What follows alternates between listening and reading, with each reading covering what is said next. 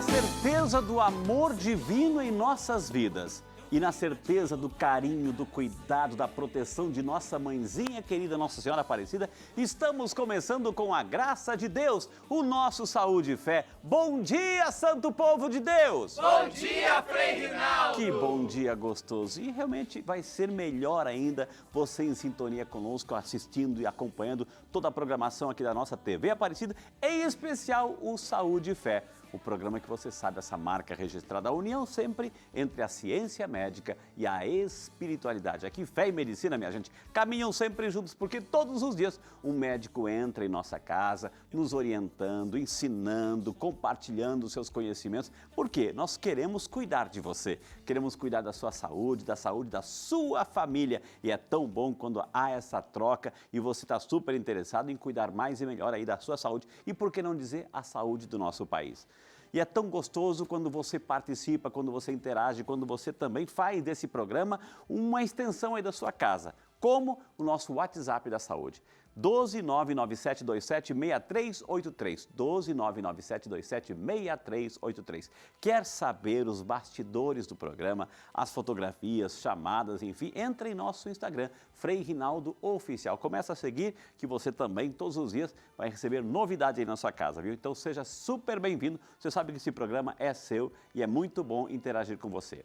Diarreia, dores abdominais, náuseas e perda de apetite. Esses são sintomas nem sempre que são sinais de alguma alteração simples, como uma má digestão. Eles podem sim sinalizar o início de uma doença inflamatória intestinal, nome dado ao grupo de doenças e distúrbios que afetam o trato intestinal. Elas fazem com que os intestinos fiquem inflamados, minha gente, e irritados. As doenças intestinais inflamatórias afetam pessoas de todas as idades, mas geralmente começam antes dos 30 anos.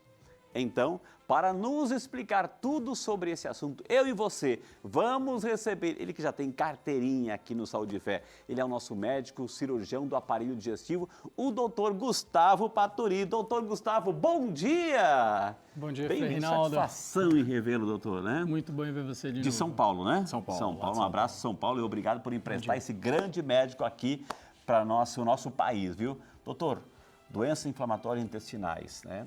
É um assunto bastante relevante, sério, é recorrente. Eu fiz a chamada assim, até tem um aspecto vitalício aí. É complicado mesmo, doutor? Sim, uma doença complicada, uma doença crônica, que geralmente as pessoas ficam aí o resto da vida e que às vezes algumas pessoas passam desapercebidas porque é uma doença que começa com diarreia, como mesmo você falou, uma diarreia, um mal-estar, e às vezes a gente acha que é uma coisa simples e na verdade pode se tornar uma coisa bem complexa. Então quem está em casa mesmo preparando o almoço, deve aprender um pouquinho mais? Com certeza. Por favor, doutor, sente-se.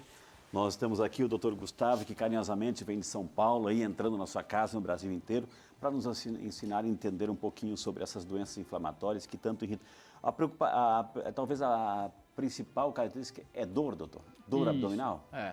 As principais características geralmente são dor abdominal, diarreia, o paciente pode ter muita cólica também, tá? Constante, doutor? Não tem horário do dia? Não, geralmente ele pode começar de uma forma leve, que o paciente tem isso só por um período geralmente de uma semana, ele pode ter uma remissão, fica normal e aí de repente daqui a 2, 3 semanas esse quadro volta a acontecer novamente.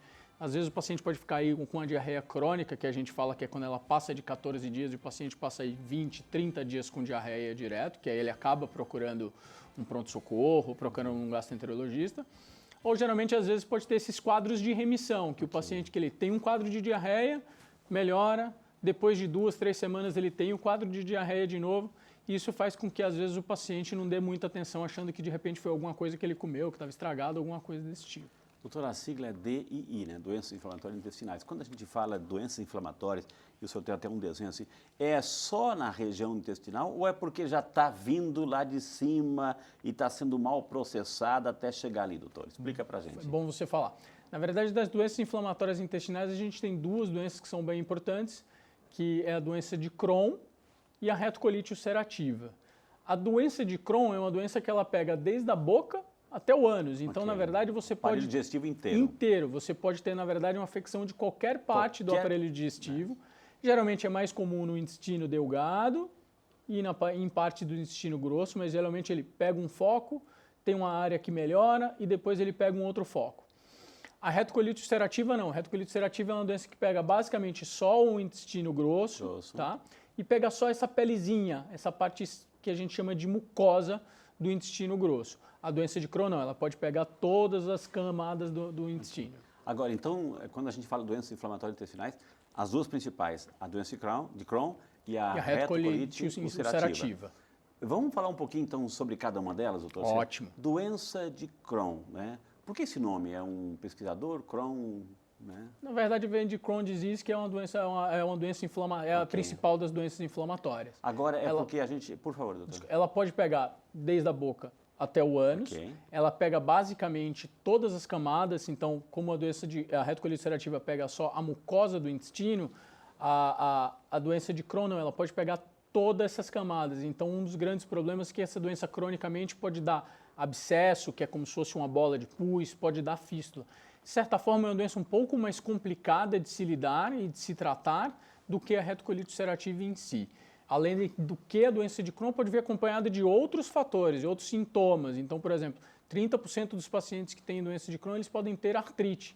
Então, às vezes, o paciente tem diarreia e ele também vai ter uma inflamação na articulação do joelho. Meio que é da própria doença. Está agregada? Pode ter também problema de pele, com erupção na pele, alguma coisa do tipo. Pode ter queda de cabelo, febre também é um sintoma. E a perda de peso, que geralmente é um pouco mais acentuada no paciente com doença de Crohn. A pergunta que vem o seguinte é consequência. Existe uma causa ou é consequência, doutor, daquilo que a gente está comendo ou do nosso estilo de vida que está gerando esta irritabilidade, essas inflamações? Na verdade, a gente sabe que atualmente a gente ainda não sabe uma causa específica das doenças inflamatórias intestinais. O que a gente sabe é que tem um fator hereditário envolvido, tá? E que também tem uma mudança na microbiota, na flora intestinal, que acaba causando aí um desenfreamento do nosso sistema imunológico, que faz com que o nosso sistema imunológico acabe atacando a parede do intestino. Mas o nosso estilo de vida, o estresse, o emocional e aquilo que a gente come, o modo como a gente se alimenta, agrava, influencia, doutor, isso tudo? É bom você falar isso. Na verdade, não existe um alimento que cause a doença, mas que, dependendo do estilo de vida, não só da parte alimentar, mas também com a parte de estresse, ansiedade, isso pode agravar doenças e precipitar, às vezes, alguns quadros de... como a doença você pode ter períodos de remissão, determinados alimentos acabam piorando quando você não está nessa remissão e, às vezes, quando você está na remissão por determinado efeito psicológico, de estresse, ansiedade, você também pode entrar num quadro. Doutor, eu fico imaginando assim, como é o intestino que fica irritado, pode ser confundido com uma outra doença, por exemplo, é uma gastrite não resolvida, etc., que vai para lá, pode confundir? Então, eu estou tratando de uma coisa, mas é outra? Pode sim. Foi ótimo você falar isso por dois motivos. Um, às vezes os pacientes se confundem e às vezes até alguns profissionais se confundem também, que às vezes o paciente ele tem um quadro de diarreia, dor e distensão abdominal e aí a gente pensa que pode ser só uma gastrite ou intoxicação alimentar, bem como o paciente às vezes tem esses quadros de remissão, às vezes as pessoas se confundem com síndrome do intestino irritável, que na verdade é uma doença meramente funcional, que você vai ter um mau funcionamento do intestino e vai ter distensão, que não é crônica, dor, é aguda, é local. Você pode ter até ela cronicamente, mas você vai ter ali, vai parar e na verdade você não vai ter desabsorção, você não vai ter perda de peso, nada disso relacionado a síndrome do intestino irritável. Tem algum... Por favor, doutor, às vezes eu tenho tanta pergunta assim, mas o programa é seu, viu? As doenças inflamatórias intestinais são muito mais graves e uma doença crônica que ela assim, pode até levar à morte em quadros mais graves e a síndrome do intestino irritável não. Então, assim, sempre tem que estar atento para ter essa diferenciação.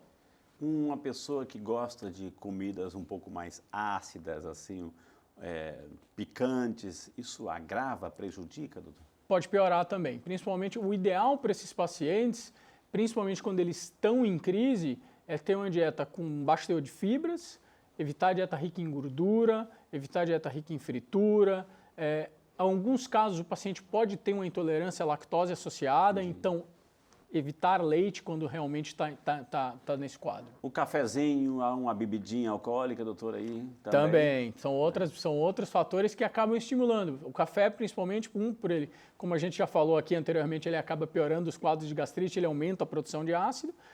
pode piorar o quadro em si da diarreia. E a bebida alcoólica, então, nem se fala, porque é agressor não só à parede do estômago, mas também vai acabar piorando o quadro de diarreia. Então, essa algumas características da doença de Crohn. Exatamente. E você falou que é retocolite... Retocolite ulcerativa. Ulcerativa, né?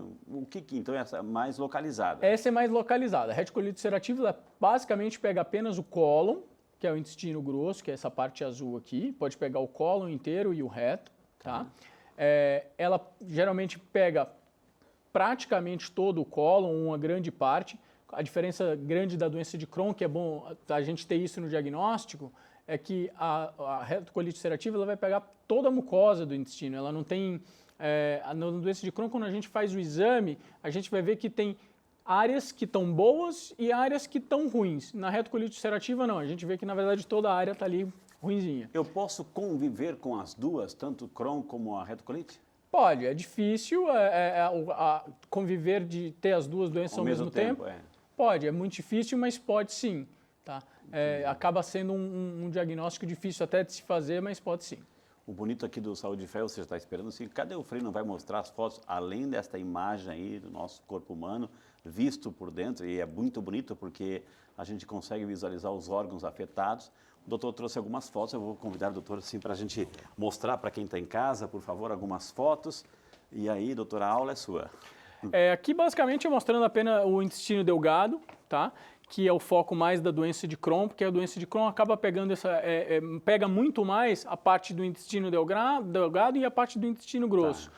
Que é bom falar isso porque acaba os pacientes tendo aquela perda de peso, que isso é um dos sintomas que tem que causar alerta. Dor abdominal, diarreia e a perda de peso. Geralmente tem uma perda de peso aí de 10% do peso. Doutora, perda de peso, porque ele fica com medo de comer alguma coisa, então, consequentemente, porque ele vai comer alguma coisa, vai me fazer mal. Então, eu não como, então vou perdendo peso. É por causa disso ou não? Não. A perda de peso é justamente por a desabsorção mesmo. Okay. Ele acaba tendo uma desabsorção de nutriente, de vitamina, que é um dos problemas que, por exemplo, o paciente pode ter queda de cabelo.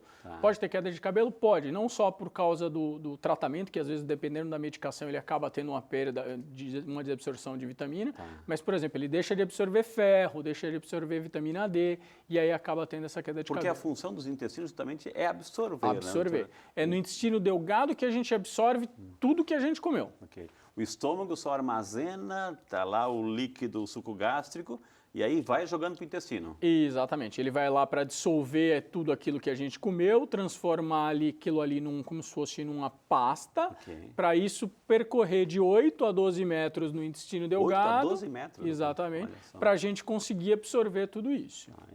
E aí vai percorrendo até chegar ao intestino grosso. Até chegar ao intestino grosso. Aqui é uma imagem do intestino grosso, que na verdade a gente vê uns pólipos, que na verdade é uma modificaçãozinha da célula, e a parede do intestino, que na verdade está toda inflamada. Meio rugoso, assim, meio avermelhado. Exatamente. Ela é um pouco mais lisa, tá? Então aqui é para mostrar, por exemplo, no exame de colonoscopia, isso é dentro do intestino grosso, o paciente teria, na verdade, aqui uma superfície toda lisa. Isso aqui fica uma superfície toda rugosa, que é por causa da inflamação. Tem algum exame que vê o intestino delgado específico? Tem um exame. Na verdade, na endoscopia, a gente passa pelo estômago e chega na primeira porção do intestino delgado, que é o duodeno. Que é muita curva, né, doutor? Exatamente. Né? Na própria colonoscopia, a gente faz a colonoscopia pelo inverso. Então, a gente sobe pelo ânus, percorre todo o cólon e a gente chega no final do intestino também.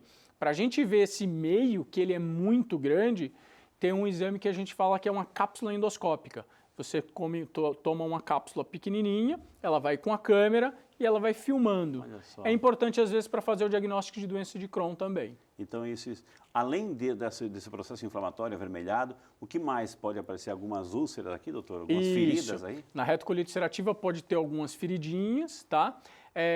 E às vezes em quadros avançados você pode ter o próprio abscesso, que é como se fosse uma bola de pus, ou uma fístula, que seria uma ligação, por exemplo, da parede do intestino com a pele, por exemplo. Muitas pessoas pegam um resultado, doutor, assim, de uma colonoscopia, foi encontrado pólipo, eu estou com câncer. Não. O ideal sempre é procurar um médico justamente para não passar esse medo, porque o pólipo, na verdade, ele, em um termo fácil de entender, ele é uma verruguinha. A gente não sabe o que é. A gente tira o pólipo, manda para uma biópsia, para o anátomo patológico, ele aí vai dizer que tipo de pólipo que é. Às vezes o pólipo não é nada demais, é um pólipozinho que ele só cresceu, é a própria célula. Se ele teve uma modificação celular, aí pode ser um tumor benigno, que aí você precisa repetir o exame cerca de 1 ou 2 anos depois, ou seria um câncer em si. Mais uma foto aqui para a gente ilustrar. E aí, doutora? Opa, tem uma visão mais geral aqui agora. Isso é para falar um pouco sobre a causa. Na verdade, a gente, como eu te falei, a gente não tem uma causa específica das doenças inflamatórias intestinais. A gente sabe que tem esse fator hereditário associado e a gente sabe também que tem uma modificação da flora intestinal. É como se fosse uma briga ali entre as bactérias boas e as ruins. E isso faz com que o seu sistema imunológico mude e comece a atacar a parede do intestino. Então, aí são vários agressores. Como vários agressores, exatamente. E isso foi aquilo que você falou, que isso também influencia no nosso estilo de vida. Com uma dieta com gordura, fritura, bebida alcoólica, tudo isso influencia nisso aí também. Gerando isso aí. Mais uma foto, muito boa essa foto. Aí, doutor? Essa aqui é mais para mostrar, por exemplo, no caso da doença de Crohn, que a gente tem parte do intestino saudável e parte do intestino acometida. Essa é aquela parte que eu te falei, que é a parte final do intestino delgado, que a gente vê, por exemplo, na colonoscopia. Às vezes, na doença de Crohn, a gente faz o exame, a gente não faz a colonoscopia que começa aqui, atravessa todo o intestino e ele não viu nenhuma lesão aqui. Mas quando ele consegue vir aqui até o final do intestino delgado. Então, ele consegue vir aqui, ele faz uma biópsia, ele consegue, de repente, me dar esse diagnóstico. Por isso que é importante pedir a colonoscopia. Claro, cada caso é um caso, mas justamente quando você suspeita dessa doença. Aí, se faz uma colonoscopia, chega até aqui, isso está comprometido. Faz uma endoscopia, chega até aqui, está comprometido. Está comprometido. Aí, conclusão, tudo está comprometido? Não, como eu te falei, a doença de Crohn tem essa diferença da retocolite. A retocolite só pega o intestino grosso. E a doença de Crohn, ela pega aqui, pega no meio, pega lá, ela não pega todo o intestino delgado. Ela tem áreas que realmente não estão.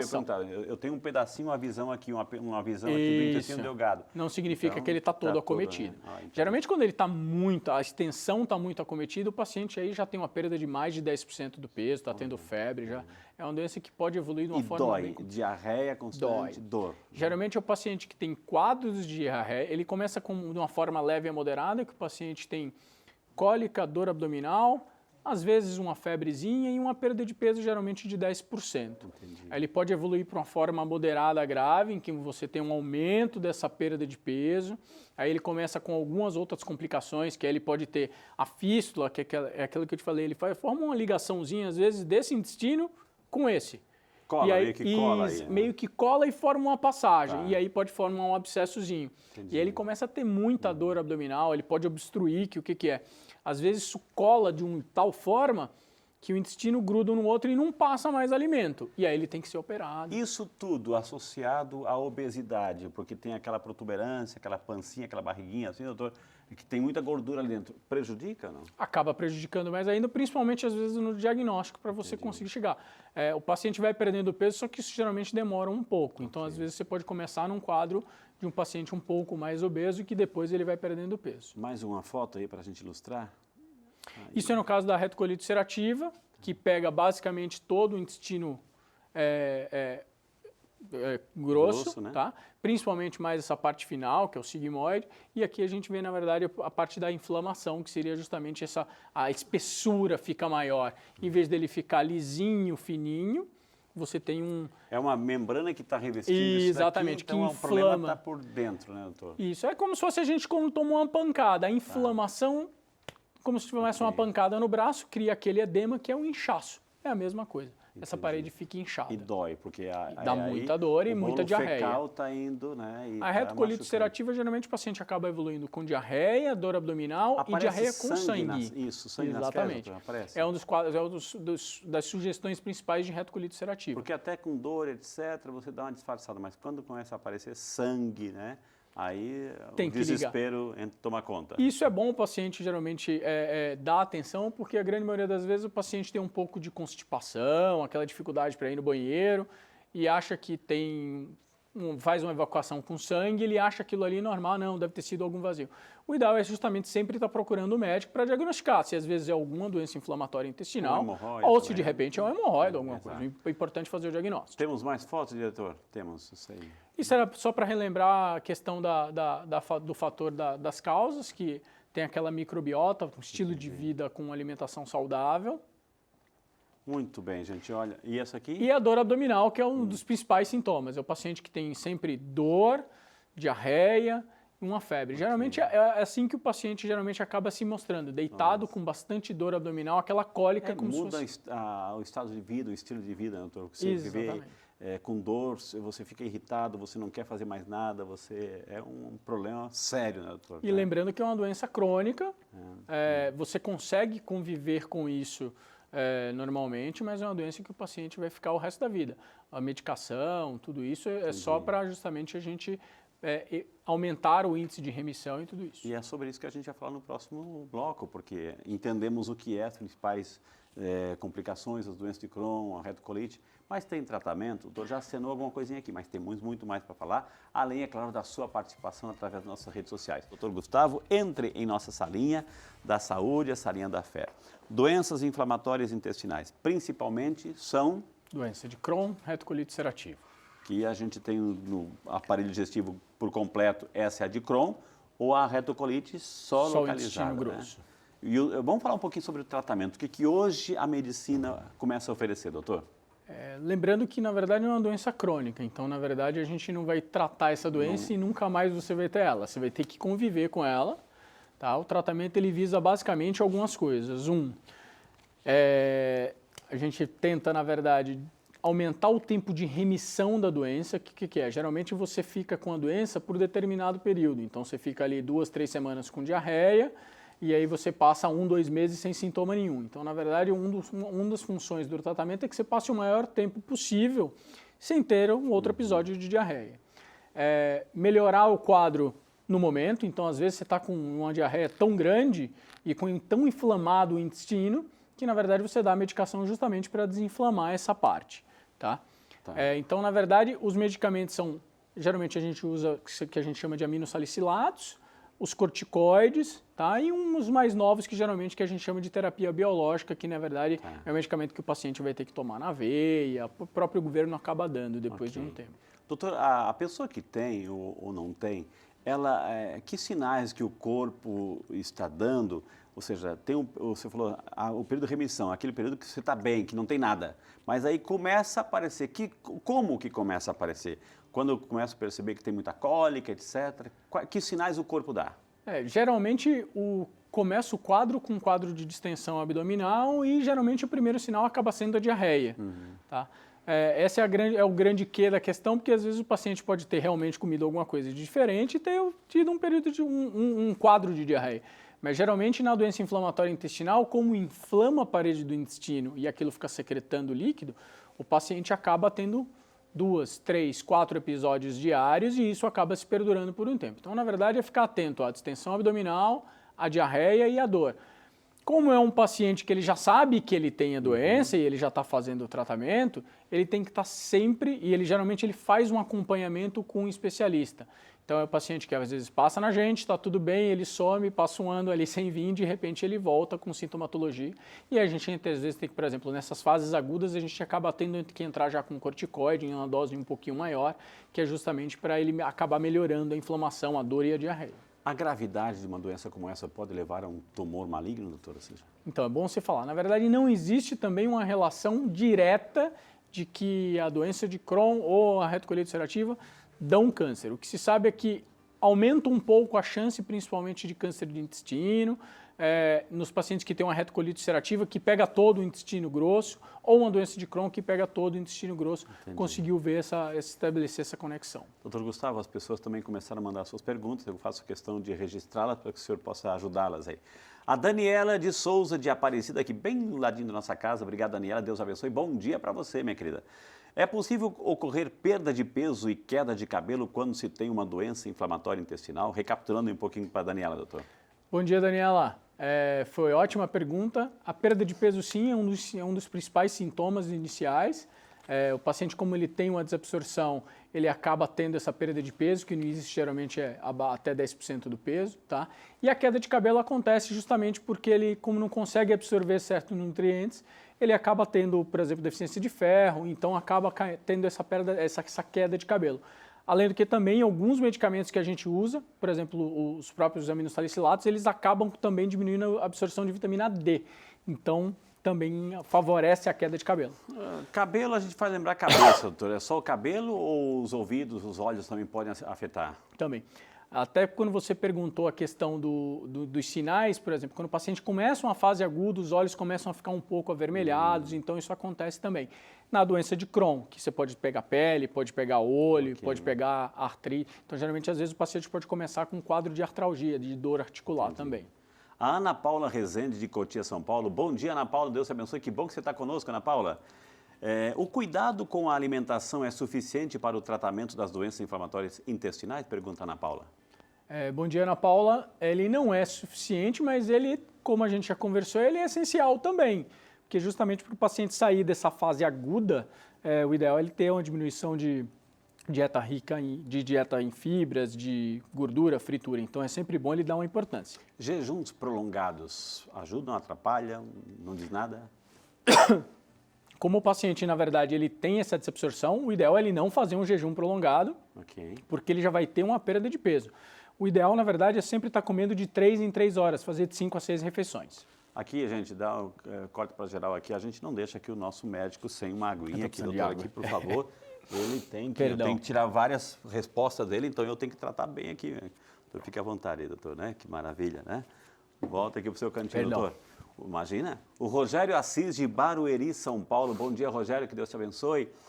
O uso de medicamentos pode ocasionar inflamação no intestino, ou seja, tanto no estômago como no intestino? A pessoa que hipocondríaca, medicamento, automedicação, etc. Pode. A gente já até conversou sobre gastrite antes. Então, na verdade, o uso principalmente de corticoides, anti-inflamatórios, o próprio corticoide que a gente usa no tratamento da doença inflamatória intestinal, a gente tem que estar sempre atenção para usar um protetor gástrico, alguma coisa do tipo, para evitar o risco de repente de uma úlcera ou de uma gastrite. O doutor falou, a gente já falou sobre gastrite, vai lá no YouTube da TV Aparecida, digite lá Saúde e Fé, você vai ter todos os programas que fizemos, mais de 350 programas lá. Procura gastrite, quer saber o que o doutor falou? Então procura lá que você tem todas as informações atualizadíssimas, viu? O Wagner Oliveira, de Guaratinguetá, São Paulo. Bom dia, Wagner, Deus te abençoe. Que bom que você está conosco aí representando essa linda cidade do Santo Antônio de Santana Galvão, que maravilha. As doenças inflamatórias intestinais podem ser causadas em qualquer idade? É uma doença de gente grande ou uma criança também pode ter isso, doutor? Na verdade, qualquer idade o paciente pode ter. A gente sabe que ela é muito mais comum ali por volta dos 20 e 30 anos. Entendi. Mas o paciente pode ter desde criança até idoso, mas o mais comum é entre 20 e 30 anos. Então, qualquer coisa tem a necessidade de visitar um médico, né, doutor? Tem que passar para um médico e o médico, qualquer diferenciação, qualquer sintoma, qualquer anomalia, consulta um médico que ele vai pedir uns exames específicos. Né? Exatamente. O ideal, na verdade, é qualquer alteração de hábito intestinal, junto com diarreia, com sangue, perda de peso. O ideal é sempre o paciente procurar a ajuda de um especialista para tentar identificar o problema o mais rápido possível e não apenas relegar e achar que é normal. Que maravilha, gente. Mais um programa Saúde e Fé hoje, falando sobre doenças inflamatórias intestinais. Tivemos o prazer de conversar com o Dr. Gustavo Paturi, nosso cirurgião do aparelho digestivo, já tem carteirinha aqui no Saúde e Fé. Quem quiser entrar em contato tem o Instagram, siga a gente, @drGustavoPaturi, Paturi com um Y no final, Gustavo Paturi, Dr. Gustavo Paturi. E o telefone é 0 operadora 11 99296 4074. Está na tela aí para você copiar e ficar à vontade. Siga no Instagram, tem várias informações que ele posta lá também, viu? Doutor Gustavo, nosso muito obrigado mais uma vez, sempre uma honra receber. O senhor já faz parte da nossa casa aqui, da nossa TV Aparecida, da casa das pessoas, doutor. Muito obrigado.